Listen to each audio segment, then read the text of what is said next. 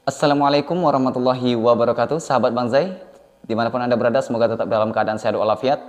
Baik, kali ini Bang Zai akan memberikan tips dan beberapa minuman untuk para kori ya. Untuk para kori agar suaranya bisa jadi tinggi ataupun suaranya bisa merdu, bisa bagus ya. Nah, jadi apa-apa saja sih? Kenapa sih para kori itu bisa suaranya bersih dan tinggi ya? Nah, jadi gini, ada beberapa resep untuk minuman ya. Jadi yang pertama itu kita bisa mengkonsumsi seperti air lengkuas. Nah, air lengkuas itu seperti apa? Air lengkuas itu bisa kita lakukan penyulingan. Ini yang pertama ya, dicatat ya. Air lengkuas kita lakukan penyulingan untuk mengambil airnya, kita potong dahannya, ada di video tuh. Kita potong dahannya, ujungnya kita bungkus dengan plastik ya sore, kemudian sore besoknya bisa kita lihat. Nah, seperti itu. Atau dimulai dari pagi, pagi besoknya bisa kita lihat. Ya, nah, di situ nanti akan mengeluarkan air batang laosnya ya. Nah, kalau ingin tahu cara simpelnya, cara detailnya ada di video, dicek aja di profil, ada di video situ, penyulingan air batang laos ya. Nah, itu sangat bagus untuk memperbaiki lendir yang ada pada pita suara ya. Nah, kemudian selanjutnya kita menggunakan jahe mentah. Nah, jahe mentah itu dikonsumsi mentah-mentah gitu aja ya, dikupas kulitnya, kupas, kemudian diiris, dicacah dengan sedikit garam ya, dicacah dengan sedikit garam, kemudian dimakan. Nah, ini beda lagi dengan airnya ya, tapi ini langsung dikunyah gitu aja ya. Nah, setelah dikunyah nanti itu dibiarkan dulu selama setengah jam baru kita mengkonsumsi makanan ataupun minuman yang lainnya ya. Nah, selanjutnya ini kita cara cepatnya ya. Nah, oke, baik, selanjutnya kita menggunakan air parem. Air parem tahu? Nah, air parem itu untuk suara sangat-sangat bagus sekali, yaitu campuran air jahe, air kunyit, dan gula merah. Itu yang dinamakan air parem ya. Siapa yang sering menggunakan itu seperti digunakan oleh para sinden. Nah, seperti nyanyi-nyanyi Jawa ya. Nah, nyanyi-nyanyi yang nadanya tinggi itu menggunakan air parem agar suaranya bisa mengangkat lebih tinggi di saat tampil ya. Nah, kemudian selanjutnya kita menggunakan jeruk nipis bagi yang tidak punya asam lambung ya. Jeruk nipis itu dikonsumsi seperti apa? Dikonsumsinya diperas airnya dengan air hangat, dicampurkan sedikit madu ya. Ini untuk para kori juga para penyanyi, bagus.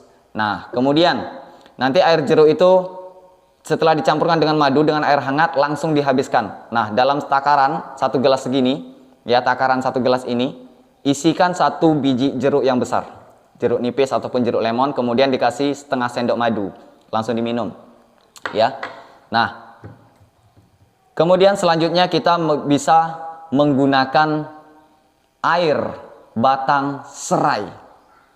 Baru tahu kan? Nah, air batang serai itu sangat bagus sekali. Kenapa? Karena air batang serai itu seperti sama ibaratnya dengan menggunakan air bawang putih yang seperti yang sudah saya buatkan, air bawang putih. Nah, itu khasiatnya sama. Air batang serai dengan air bawang putih itu sama ya. Kenapa? Karena dia sifatnya itu pedas. Pedasnya itu bukan pedas merusak, tapi pedas untuk membersihkan luka-luka dan juga membersihkan lendir yang ada di pita suara. Cocok untuk laki-laki dan juga perempuan ya tips-tips ini. Nah, kemudian bisa juga batang serai itu diiriskan kemudian dicampurkan, dibungkus ya, dibungkus dengan daun suruh kata kami. Nah, kalau daun suruh itu apa? Daun sirih. Daun sirih. Kemudian digiling halus ya. Ingat, digiling halus, diperas airnya, dimasukkan air sedikit ya, setengah gelas aja bisa. Nah, disimak ya. Kemudian setelah batang serai tadi sama daun sirih ini diperas, digiling ya kan, kemudian masukkan sedikit garam, kemudian diperas airnya, dimasukkan ke dalam gelas, dimasukkan airnya. Nah, kemudian air itu tadi itu yang kita minum. Nah, khasiatnya apa? Khasiatnya nanti akan membersihkan pada bagian sini di dalam perut. Nah, apakah di dalam perut kita ada lendir? Jelas ada, jelas. Makanya orang yang memiliki asam lambung sulit untuk meraihkan ataupun mendapatkan nafas yang panjang dan juga suara yang bersih. Ada tapi jarang sih ya. Nah, kemudian selanjutnya apalagi? Selanjutnya kita bisa menggunakan seperti garam garam kasar tapi ya, garam kasar, kemudian telur kuning ataupun kuning telur ya. Nah, kuning telur itu ayam kampung dan juga telur kuning bebek. Jangan yang di kedai ya. Nah, karena apa? Karena murni gitu. Nah, telur ayam kampung bisa mengobati luka. Luka apa Banzai? Seperti kita sering radang tenggorokan. Ya. Radang tenggorokan sering, nah itu bisa menyebabkan rusaknya pada bagian pita suara. Kenapa? Karena terlalu sering luka. Nah, radang tenggorokan itu ialah lukanya pada bagian pita suara ataupun di tenggorokan luka, makanya terasa pedih, untuk nelan gak enak. Nah, solusinya itu tadi, kita gunakan air kuning telur dicampurkan dengan sedikit garam, kita minum. Boleh dicampurkan dengan kunyit, air kunyit ya, boleh dicampurkan apabila kata kami orang Jawa itu nggak kolu, ya, nggak bisa nelan. Kuning telur aja nggak bisa nelan, maka dicampurkan dengan kunyit, air kunyit diaduk. Nah, campurkan madu juga boleh. Nah, kemudian selanjutnya kita bisa melakukan gurah ya, baik itu gurah alami ataupun gurah yang pada orang profesional.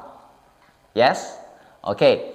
Nah, kalau saran dari saya nggak usah sih terlalu melakukan sering melakukan gurah, nggak usah. Kenapa? Karena gurah bisa merusak, kalau terlalu sering bisa merusak malahan. Tetapi kalau misalkan kita buatkan dalam 1 tahun sekali nggak apa-apa. Ya, 1 tahun sekali gurah nggak apa-apa. Tetapi jangan terlalu sering. Kenapa? Karena kalau terlalu sering kita itu namanya memaksakan pita suara kita. Nah, lendir itu kan ada. Ya, kenapa nggak boleh gurah sering? Lendir itu ada. Tetapi apabila dia sudah menipis dan kita tetap memaksakan gurah, sedangkan gurah itu akan membersihkan secara total lendir, itu nanti karena dia memaksa ini sudah tipis, dia akan menggores jadinya. Kita gitu kan. Nah, itu akan membuat luka pada bagian pita suara, juga pada bagian diafragma kita, dekat sini. Itu bisa luka. Ya, makanya nggak boleh terlalu sering melakukan gurah ya. Nah, boleh 1 tahun sekali boleh. Nah, gurah itu sangat penting sebetulnya. Kenapa? Untuk membersihkan orang yang sakit kepala, ya kan? Sakit kepala di sini. Nah, itu gurah bagus. Tapi jangan terlalu sering ya. 1 tahun sekali lah. 1 tahun sekali boleh. Nah, selanjutnya nanti teman-teman juga untuk mengatur napasnya. Itu kan tadi untuk tips suara. Mengatur napasnya teman-teman bisa latihan vokal. Nah, nggak cukup sekali ya. Nggak cukup sekali. Tetapi apa? Rutin. Misalnya seminggu 3 kali kita terapkan obat ini, maka lakukan itu sampai berhasil. Nggak mungkin, insya Allah nggak mungkin nggak berhasil selagi kita mau berusaha. Misalnya saya sudah melakukan ini tapi nggak berhasil gitu kan. Nah, dicek dulu, dikoreksi dulu bagaimana cara kita melatihnya, bagaimana cara kita mengkonsumsinya.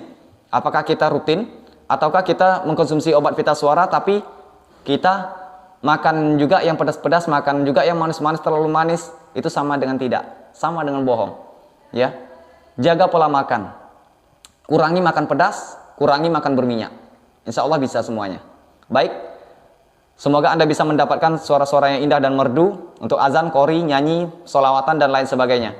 Ya, baik, terima kasih. Semoga video ini bermanfaat. Video singkat ya, kita buatkan ini simple. Nah, biar nggak dikatakan kita terlalu banyak ngomong. Oke, sahabat Banzai, semoga sukses semuanya. Salam dari Banzai. Assalamualaikum warahmatullahi wabarakatuh.